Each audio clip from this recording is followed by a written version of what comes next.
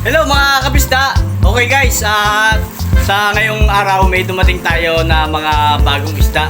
So ito, mga ordinary lang na pwede sa mga newbie or sa mga beginner na gusto mag-alaga ng isda na magsisimula pa lang. So meron tayo ditong dumating na mga molly, angelfish, then yung mga feeders. So ang gagawin na natin dito mga kabisda ay i-acclimate na muna natin doon sa mga aquarium natin. Dito mga kabisda, sa rack natin ng mga gapi, so ito yung nilinis natin. Hindi ko muna kasi siya nalagyan ng mga gapi kasi paparamihin ko muna at papalakihin. Kaya ito yung mga molly muna ilalagay natin. Then ito yung angelfish dito sa cube tank. At itong mga feeders dito sa 20 gallon.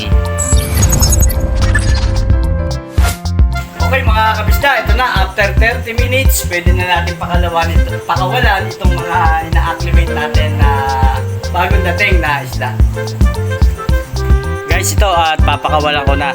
So guys nga pala, ang kahalagaan kasi na kailangan natin ma-acclimate para at least ma-adapt ng mga bagong isda natin yung tubig na bago nilang lalangoyan. So yan, ang ginagawa ko dito, hindi ko na isinasama yung dating tubig, yung galing sa ibang shop, kasi nga malinis naman yung tubig natin. So kung may mga dala silang mga parasite ay hindi na masama dun sa bagong tubig natin.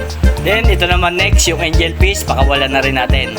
And guys nga pala, pagka nga yung ganitong may mga bagong bili tayo na isda, kung halimbawa meron na kayong mga main tank or yung dati ng aquarium na mayroong isda, kung may bagong bili kayo, huwag nyo munang isasama dun sa main tank. Kumbaga, pwede muna natin silang i-quarantine.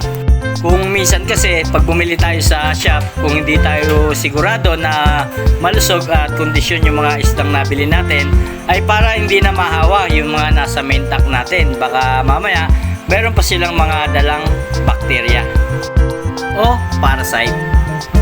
Then next mga kabisda, dito naman tayo sa tinatawag na feeders, o mas kilala din sa tawag na simbungkin na goldfish. So yun nga, kaya tinawag na feeders.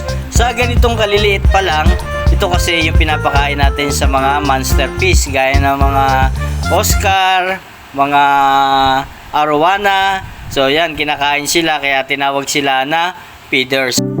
Okay, so ito mga kabisda, at naipakawalan ko na silang lahat. So nasa 100 pieces to.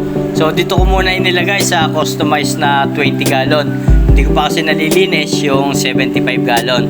So pag inalagaan mo kasi sila, para din silang mga koi fish na lumalaki rin sila. Kaya dapat malaki din yung lagayan nila. Okay, so yun mga kabisda, at ganyan lang yung ginagawa ko pag mayroong mga bagong isda na dumating dito sa shop at kailangan i-acclimate muna natin.